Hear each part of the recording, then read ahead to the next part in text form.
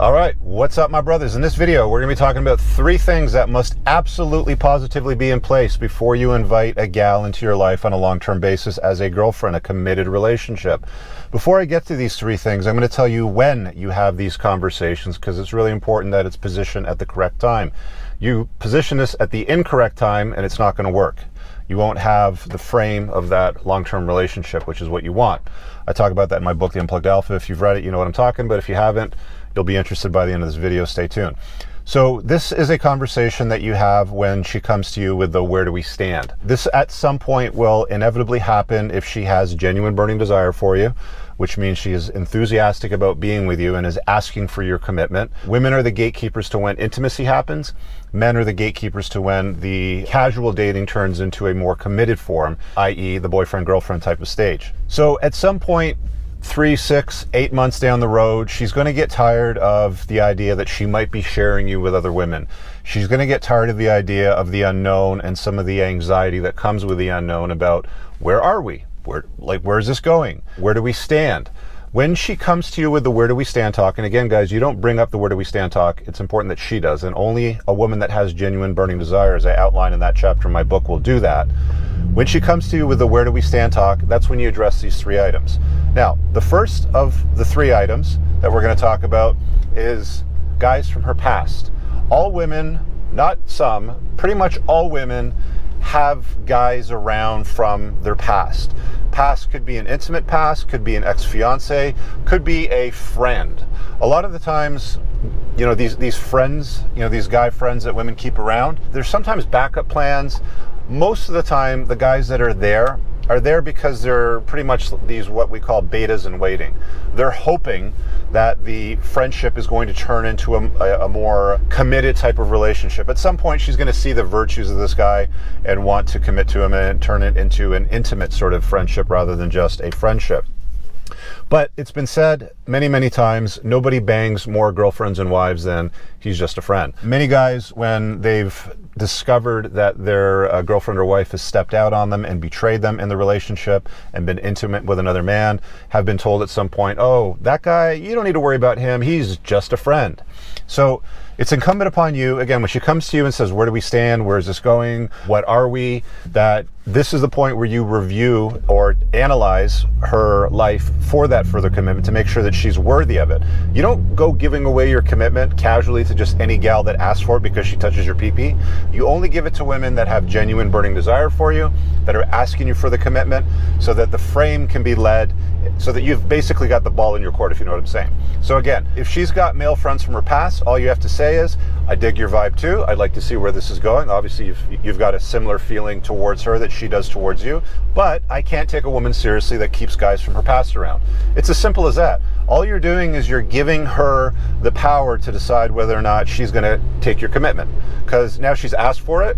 You're offering it to her on the condition that she's not keeping guys from her past around. Again, that means ex-fiancés, guys that she dated in the past, random dudes that are just like in orbit in the friend zone. A woman that's serious about a guy in a committed relationship doesn't make time for random dudes on a casual basis, whether it's just for coffee or for lunch, or we get together once a year when he's in town and see his family because we were engaged 12 years ago, or we went to high school together, or some story like that. It's very simple. If I'm going to care about you and you want me to commit to you, I need to know that you're taking this relationship seriously and you're not exposing it to risk, i.e. keeping dudes around from your past. It's important that she cuts that loose. Okay, so that's number 1. Number 2 means no more provocative or salacious photographs posted on social media. It's been said that attention is the coin of the realm in girl world. Women love attention and validation. A lot of them have gotten a little drunk on the Kool-Aid that they can drink almost for free into perpetuity with things like Instagram and etc. by posting sexy and salacious photographs on social media. And usually the more skin that's shown, the greater the engagement, the more likes that they get, the more comments, the hearty flames, the DMs they'll get from guys. Oh, you're so beautiful, girl. You're so strong and empowered. Doesn't matter what it happens to be, but the attention and validation that they're seeking from others by posting provocative photograph needs to stop. Again, she's coming to you. I'm looking for your commitment. I dig your vibe. What are we? Where is this going? You know, she's asking for your commitment in a committed relationship. That's when you're going to say to her, okay, well, I dig your vibe too, but I can't take a woman seriously that's posting sexy, provocative photographs on social media for other people to enjoy. If you're going to be my girl, then that needs to stop. A few options that can come of that. So if she's the kind of woman that's been posting sexy, provocative photographs and you've noticed it, option one is make your Instagram, for example, a private account. It's not public, and stop making posts like this and delete all the prior posts. An even better option, which women will do, believe it or not, guys, is just delete it. What do you need it for? You and I are in a committed relationship. You don't need to post any of these sexy, provocative photographs anymore. Stop it. If she's using it to post food, travel, scenery, when you're going places, that's fine. But if she's using social media to get attention and validation from other guys, again, she's coming to you for your commitment. I dig your vibe, but I can't take a woman seriously on a long-term basis that posts provocative photographs. I don't want the relationship put at risk. I need to know that you're committed to me. It's very, very simple. If she can't do that, see you later. It's your way or the highway on these two conditions. The third one is also really important. No more girls' trips. This one's one of the ones that creates a lot of controversy because guys are all egalitarian today and women are like, what's good for the goose is good for the gander, and guys are thinking, it's totally fine. She can go away for a weekend to Las Vegas for such and such's birthday party. Guys, don't be an idiot. I have had conversations with several male strippers, several guys on private consults, high net worth guys, by the way, that are worth 8 figures plus, making loads of money, that have women that have stepped out on them because they let them take girls' trips. There should be no room in a committed relationship for girls that go away on girls' trips. Now, if she's getting together with her sister and her cousin and a couple of gals from work to do something like a all-girls yoga retreat facilitated only by women in the wilderness or something like that, you might want to carve out an exception for that. But things like going to Miami, New York, Las Vegas, Cancun, Ibiza, Europe for the summer, any of those things, if that's been in her past, if that's a habit that she has, again, she's coming to you. She's asking you for your commitment. She sees you as a strong option. She wants to have a family with you, to have your children, things like that. It's really important at that stage, you take a look at her life, you evaluate these things, and you make these statements. And again, the third one is, I dig your vibe too. I'd like to see where this is going, but I can't take a gal seriously that spends a lot of her private time, even if it's not a lot, even if it's once a year, guys. I can't take a gal seriously and invite her into my life and make her my girlfriend if she's running around taking girls' trips to wherever. It doesn't matter where it is, it has to come to a stop. Girlfriends with boyfriends don't take these kinds of trips. Women that are serious about a guy don't expose a relationship to unnecessary risk. I got a beautiful Porsche Turbo S in my garage. It's locked in there. I trust it in there. It's insured in there. I don't feel safe leaving my nice car in a shitty neighborhood.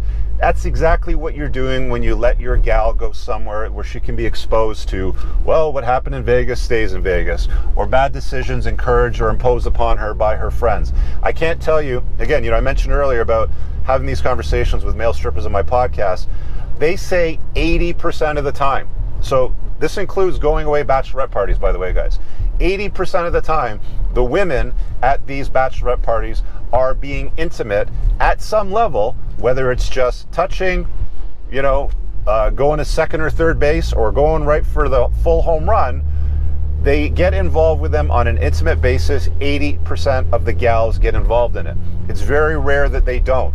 So why would you expose your gal, a woman that you're giving your commitment to these risks? It's unnecessary. I realize this is somewhat controversial, but this is what is required to manage a good long-term relationship, to make sure it's not exposed to risk.